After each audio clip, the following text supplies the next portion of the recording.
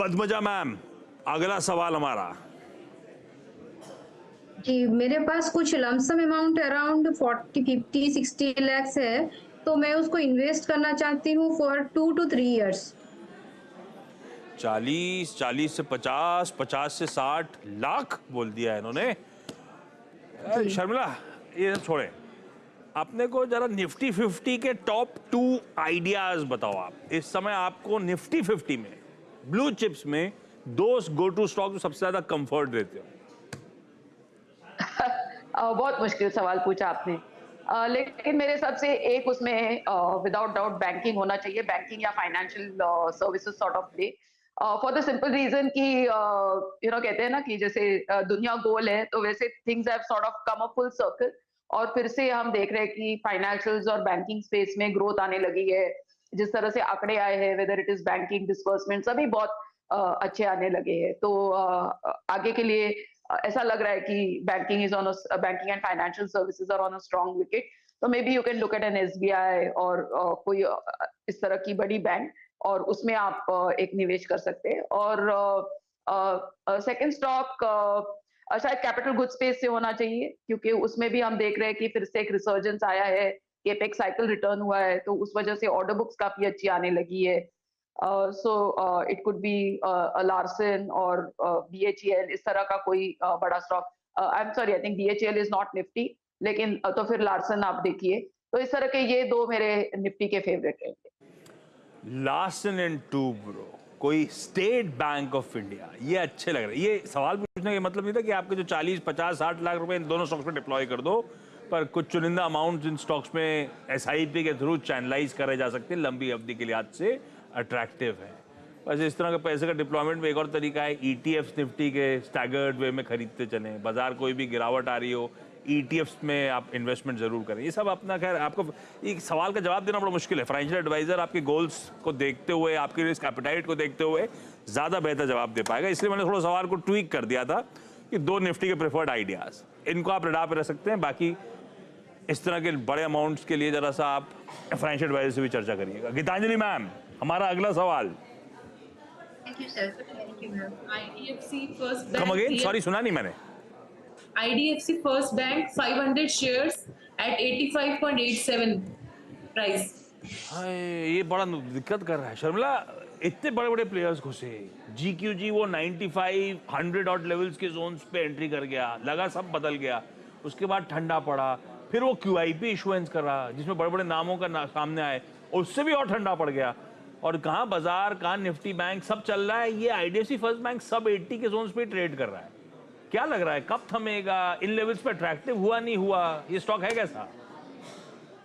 मुझे तो अच्छा लगता है, एंड आई थिंक कि ये भी एक अपने प्रोसेस से जा रहा है, क्योंकि थोड़े बड़े नामों ने एग्जिट भी लिया है स्टॉक से। जैसे कि आपने कहा, कुछ लोगों ने एंट्री भी किया है, और उसके साथ साथ आईडीएफसी और आईडीएफसी फर्स्ट बैंक का मर्जर भी होना है। तो जब व्हेन इस तरह के ट्रांजिशन पीरियड में स्टॉक रहता है, तो मुश्किल रहती है स्टॉक को। हम देख ही रहे कि किस तरह की मुश्किल एचडीएफसी बैंक और एचडीएफसी के मर्जर के बाद एचडीएफसी बैंक को हो रही है। तो जाहिर सी बात है, I think you have to, थोड़ा आपको समय देना पड़ेगा वो मर्जर होके चीजों को सॉर्ट ऑफ नॉर्मलाइज होने में। लेकिन जैसे कि अभी बात हो रही थी कि 100 के लेवल तक भी गया था। आई वुड इनफैक्ट उससे भी ऊपर के लेवल्स मेरे आई एक्सपेक्ट। तो मेरे हिसाब से थोड़ा समय देकर आपको इसमें बिल्कुल बने रहना चाहिए। अपफ्रंट लेकिन शर्मिला ने कहा मुझे तो अच्छा लगता है। कुछ निगलिंग वरीज हैं, नियर टर्म पैंग्स हैं, होल्ड करना चाहें तो इन लेवल्स पे बनता है होल्ड करिए, इवेंचुअली शायद कमा के देगा। आज का आखिरी सवाल, नेहा मैम, कौन सा? सर मेरे पास सुंदरम फाइनेंस के 100 शेयर 194 के प्राइस पे। सुंदरम फाइनेंस, डॉक्टर साहब दिखाएंगे क्या प्लीज? कितने पे लिया आपने मैम? सॉरी, 194। 194 की खरीद है Sundaram finance? Yes sir. 194? Doctor साहब स्टॉक दिखा यार, ये तो मैं कहता बड़ा टिकट साइज वाला है, 4-4.5 वाला स्टॉक होगा ये तो। नहीं सर, दूसरा है। हाँ, कोई और सा होगा। Holding, Sundaram holding finance. Sundaram holding है क्या, जो शर्मिला कह रही हैं? Yes sir, yes sir. लाइए भाई सुंदरम होल्डिंग दिखाई डॉक्टर साहब। आपने, मैंने कहा क्या खरीदे भाव लिया आपने, पता नहीं किस जमाने में ले लिया ऐसा लगा मुझे। सुंदरम होल्डिंग्स डायरेक्टर साहब स्टॉक दिखाइए। 220 पे चल रहा है। नेहा मैम हमारी खरीद क्या है? 194। अरे वाह, तभी मुस्कुरा रही हैं आप। 25-26 रुपए ऊपर चल रहा है। शर्मिला क्या करें भाई? आज भी ठीक है, 5 रुपए ऊपर आज भी है 2.5%। मेरे हिसाब से बने रह सकते मेरे हिसाब से बने रह सकते क्योंकि थोड़ा डिस्काउंट रहता है होल्डिंग कंपनीज को, लेकिन ओवरऑल जो उनकी ग्रुप कंपनीज है उनका प्रदर्शन काफी अच्छा है। तो इसको I mean if you keep that in mind और नतीजे भी काफी ठीक ही रहे, तो मेरे हिसाब से बने रहिए। I think your my first target would be closer to 240। अरे वाह, 194 की खरीद है, 220 पे चल रहा है, 240 जाने की तैयारी कर रहा है। मैम होल्ड करिए, बहुत बढ़िया तेजी में है स्टॉक इस समय। खैर इस नोट पर Padmaja ji, Geetanjali ma'am, Neha ma'am, thank you so. Sharmila ये क्रू देखी? क्रू लास्ट वीकेंड रिलीज हुई थी। नहीं देखी। आप तीनों में से किसी ने देखी क्या क्रू? नहीं देखी, लेकिन इंटरेस्ट है देखने में। हाँ मैं इंटरेस्टेड, पर कल राजेश अग्रवाल सर ने कहा है कि घर पे ही देख लेना, ऐसी देखने के लिए हॉल जाने की जरूरत नहीं है। पर आप में किसी ने नहीं देखी, तो फिर चलिए मैं भी छोड़ रहा हूँ। आप सबका धन्यवाद जुड़ने के लिए। Sharmila thank you so much, beautifully सारी क्वेरीज सॉल्व करने के लिए। क्विकली छोटा सा ब्रेक के उसके बाद क्विक मार्केट चेक।